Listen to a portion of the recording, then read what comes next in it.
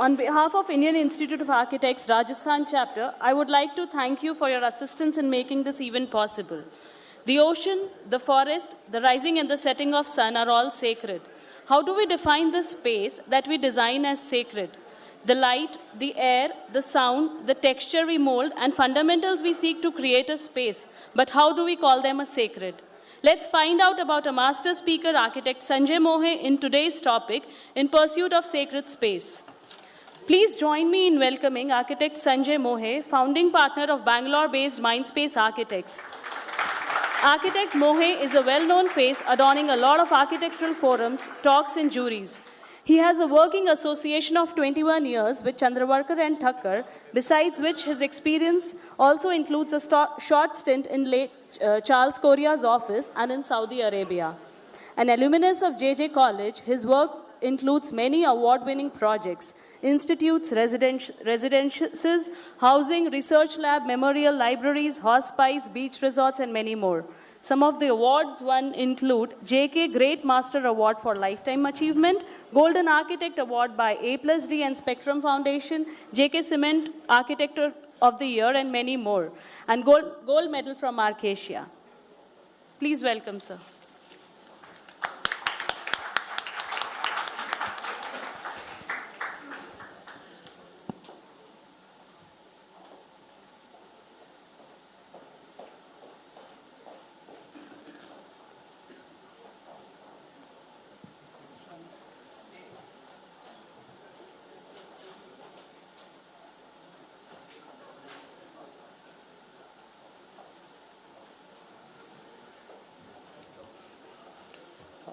Good afternoon. Everyone must be very, very hungry, and I have already been told to finish it fast. Okay. So I'll try to make it as fast as possible. Now, thanks for calling. It's a privilege to be here. You'll wonder why this title when we are talking about heritage and modernism. Actually, we did one small project recently. We had done one temple in Bangalore, and then there's this saint, the Swamiji, who used to stay there and who actually was instrumental in that temple. His birthplace was near Trichy, so they wanted to restore that and then add one more temple next to it. It's kind of in a village kind of place. So eventually I want to show that because I thought that is the most appropriate thing for the topic. So how do you make a space sacred? And once Mr. Doshi was talking about it, and he said that you have this Gruha Pravesh, and then some priest comes, he sprays some water, says some mantra, have some flowers, and suddenly the same space, your own living room, becomes sacred. And what is that quality? Is it just a religious kind of a thing, or is it something more to it? And that's something which is, and actually you are evoking your senses in terms of sound, in terms of smell, in terms of light, and you have that tirtha. So actually you are sensitizing all the senses to bring you closer to something sacred. For me, I'm not a big, I don't understand music, but I feel amongst any art form, this is something which brings you very, very close to divine. You close your eyes and you can actually create your own space. I don't think so. Any other form of art, at least for me, doesn't bring you as close to music and as close to divine as you. You get goosebumps when you actually listen to it. And one more thing is it can make you cry. I actually would like to sort of note down each one of us. Do you remember any architectural space which would have made you cry? And I always try to remember, but it's do we have such powerful architectural spaces? Many times they are more connected with religion because you sort of condition yourself to go close to the divine, and then as a sequential thing you go from one layer to another to third, and then you try to come closer to divine, and that's kind of a whole transition which happens. This is in Kavan Park in Bangalore. To me, this space is absolutely divine because it feels like a cathedral almost, and then the sound of those bamboos kind of brushing against each other and making that wonderful sound, and then the breeze flowing through. And this is what you want to capture in your work. This is in Badami, again that kind of a space which makes you think of something which is much, much larger than the physical space. So what is it, actually? What is it that we try to come closer to something which is divine? It's something, the space that elevates you, creates that kind of awareness. It's kind of enriching experience. There's something which lasts with you all the time, and makes you emotional, and that eventually takes you to the divine zone. This is in Malaysia. This is one of these big cave kind of a thing. And the moment you go there, you don't need any shrine or anything. Just that presence of that nature and the way light comes from the top, it is absolutely divine. It sort of transports you into a totally different kind of zone.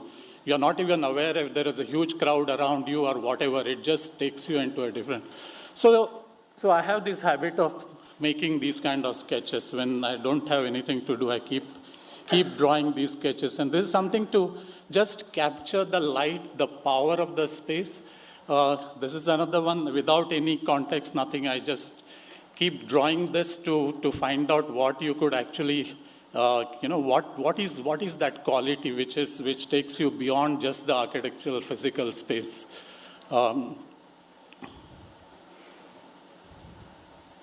And then you further take it forward and start drawing sections and try to understand how you can actually, create those layers within that. Now, another thing is about the monumentality of the place. This is in Madurai, and you walk through one of the small streets, and suddenly you see these monumental columns. That width of the street is almost about 6 feet. You can actually touch both those shops with your own hands. But the presence of these 5-6 columns, so it was supposed to be a continuation of some palace, but just that presence sort of takes you something which is, your memories, and it gets a totally different dimension. Whether you call it divine or not, I don't know, but it's playing with the scale, playing with the monumentality, and you get that factor. Now, I was talking about playing with these senses to sensitize you, bring you closer to God or closer to divine. But water has this quality of evoking all the senses. You can hear water, the sound of the water you can hear, you touch water, you feel it. You can see the ripples, the reflection, the variations on the surface. The pure water doesn't smell, but water has that moist quality, and you can taste it. And that's the reason almost every religion gives so much importance to the water, and it's always becomes part of worship, part of the ceremonies. And this is something which you want to celebrate. And because of our climate, you have this connection with water, with these ghats where you put your feet into it, and our climate allows us to do it. So it's about absorbing as against eliminating, which happens in the West probably because of the temperature of the water. We have this, sort of advantage of being part of it and celebrate it, which you keep finding it all across. And that element we have tried to use in many of our projects right from the beginning. And what is that Indianness we talk about? And it's not about putting Indian columns or whatever arches, but it's just that feel of it, just that idea of introducing few of these elements which sort of connect you to your past, your history. This is one of the old projects. This is for terminally ill patients called Karunashraya. So this was probably the most difficult thing to design a place for somebody who is going to come there and spend last few days into this. So hence the tranquility of water and the connection with something larger, which we try to take it even in the house. This is a house in Pune where the water just comes through the whole space, goes across, and eventually gets connected to the swimming pool. And again, that idea of those kind of steps, what I was talking about. So you have this possibility of sitting under a steps with your feet in the water, maybe beer in the hand. This is This is Titan Corporate Office, where again we use this same idea of this has a lake close by, so it's almost like pulling the water from the lake and bringing it in, and then see the reflections of that. But idea is same, using it in different forms. This is to create a divine space. I don't think so. It's only about the scale. It could be a very quiet space, very very very tangible, very close in scale. But still, you will be able to get it. I don't want to get. There's no time, so I won't explain it too much in detail. But we sort of created this memorial for Dr. Anji Reddy, whom I worked very closely. And when he passed away, we sort of chose a site next to their research lab and built this within the trees. So you see that you see that gap at the end, which we call it as a presence of absence. So you feel his absence, but you are within that space, and you can touch the water before you enter it, and you sort of rediscover the whole space. So you walk through this, you see that his bike, what he used to use, and the other end is his first Mercedes car, which is kept as a end of the spine, and you turn around. This is that gap with the reflection of that gap. And then there is a small museum-like thing displaying his collections, his achievements. And then you come into this space again. And along the walk, you have one of these diagonal views, the reflection, these water bodies. We were extremely sort of passionate about making them totally black, reflective, and with that void, where his ashes are kept below. But we wanted to make sure that you don't see the bottom of that void. So there is a sense of infinity, sense of loss, and then the entire sort of landscape gets reflected within that. And these are all gulmohar trees, so the whole ambience changes. When it is during May, it all becomes pink, and all the whole landscape totally changes. And then in the night, you have these lights which come up. Linus is here. He's the one who worked on the lighting. So Korea always spoke about this ritualistic path, and in our culture we carry a lot of memories. We have this baggage of all these kind of rituals and sentiments and all, and we try to sort of, even when we do this cutting edge research labs, we still have to follow Vastu sometimes. So it's always balancing between these two elements. And that's the reason when we get these accidental things happening. When you do this kind of flooring, we had never expected that this kind of thing would happen. This is in a school. But with all our projects, all of us would have experienced that these kind of things keep happening. This is in Trichur. Vinod is here, so he knows about it. And we had been there almost about 10 years back, and we had noticed this. There is one small triangular kind of a niche there, through which that shikara gets framed. And that was, it's about 1.5 foot by 1.5. It's only that much triangle. But you stand there and you get connected to something divine. And this used to be a ritual. But when I went about a year back, it had transformed into something else. So people started putting stone there. And when they look at that shikara, do sort of puja, put one stone there. So this is how architecture, one niche can actually transform your entire approach towards architecture. And that's something which, this is what about this whole ritualistic thing is about. This is part of our culture. Probably it can happen only in our country. But this is how the things get built up, get richness, the stories are built. So what we talk about episodic architecture is these are the stories which get built over the time. And this is that path you discover, which Korea keeps talking about, which we try to sort of, achieve it in every project, where you create that ritualistic path where you keep discovering spaces after spaces. So this is that temple what I wanted to show. So this was the house where Swamiji used to live about almost 100 years back.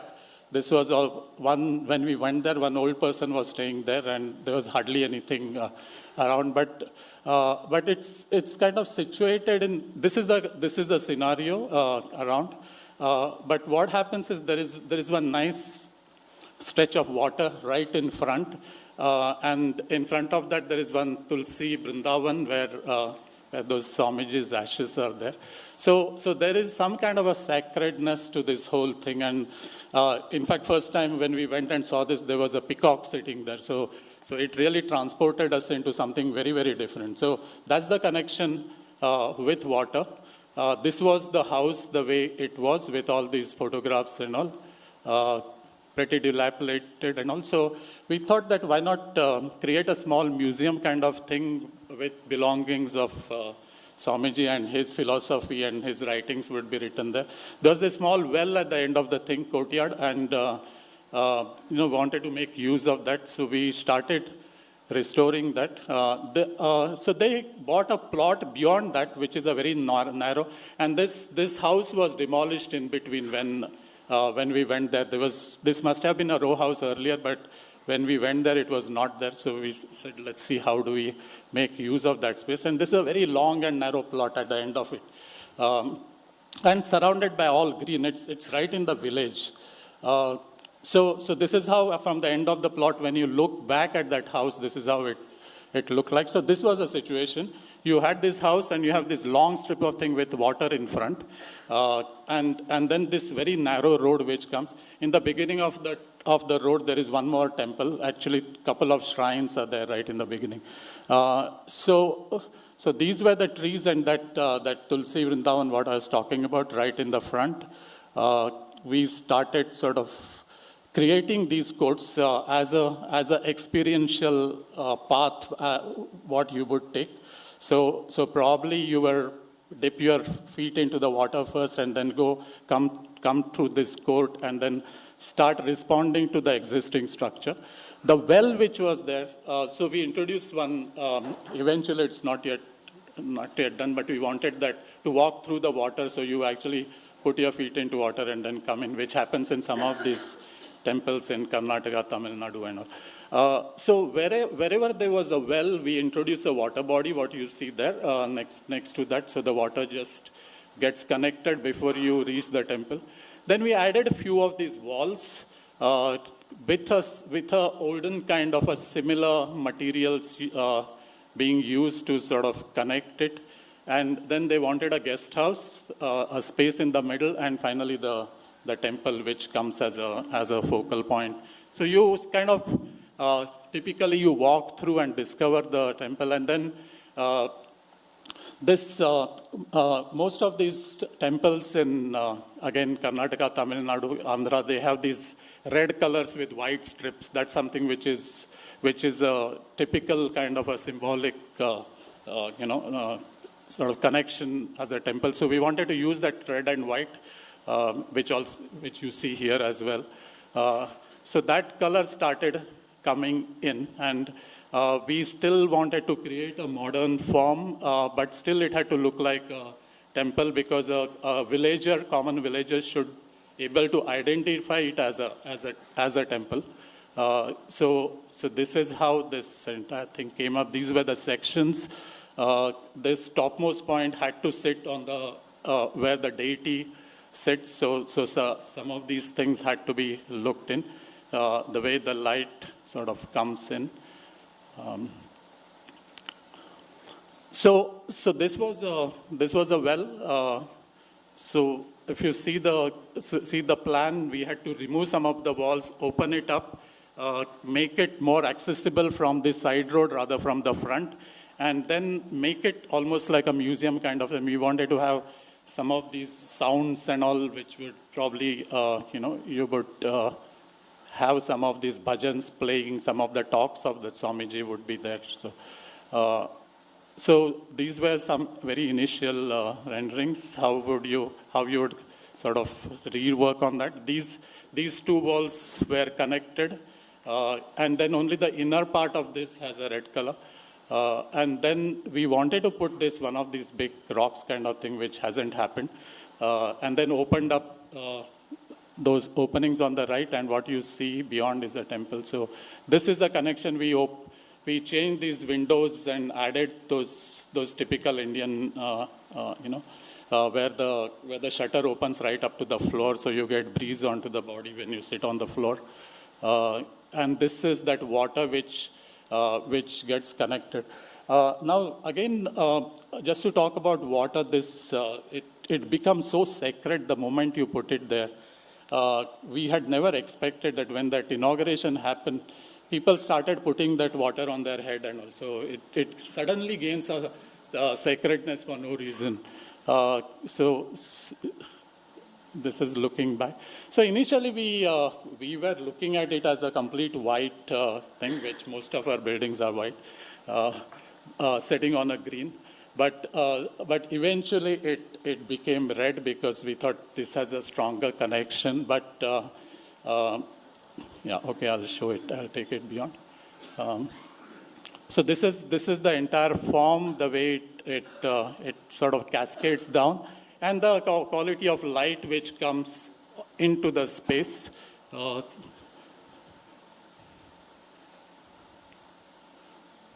This is looking back at the entry with the way the light comes in. So this was just before the pandemic started, and then there was an inauguration, and we were asked to come there. And then as we were approaching the whole place, there's a whole lot of people just walking through the fields and all. And then we realized that there was so much of a crowd that we couldn't even enter the place. It was as crowded as that. And so this is how this whole, during inauguration, the way we experienced it.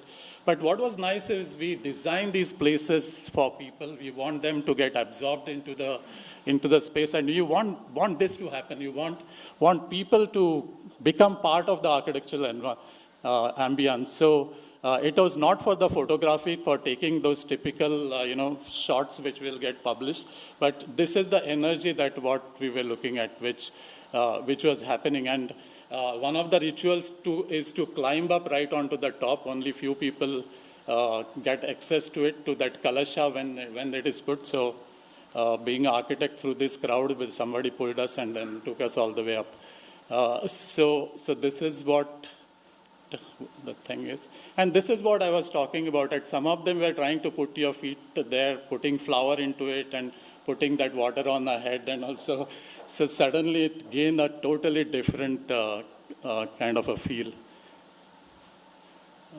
So this is all during that inauguration.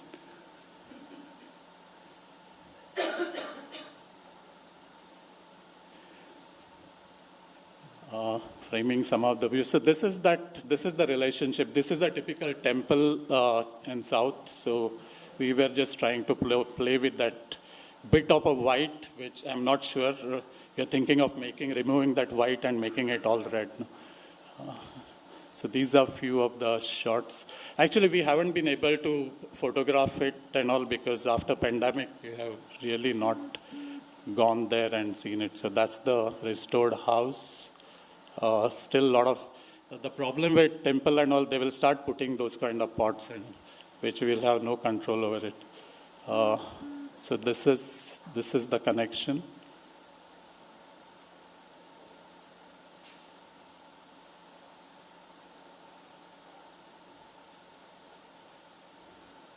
Looking back at the entry, framing some of these views, the skylights, and the overall form. So that's the last slide, and the pursuit of sacred space goes on because you are never satisfied. Whatever you do, you feel that you should have done something more, and I think that's fun being an architect. Thank you.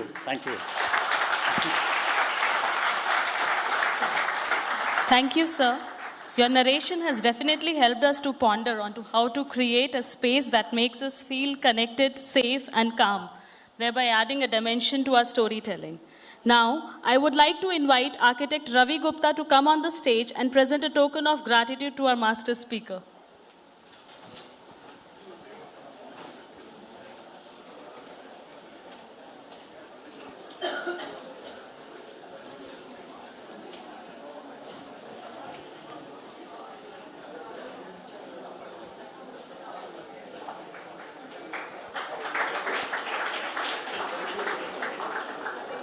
Thank you. This brings us to the end of the first session. However,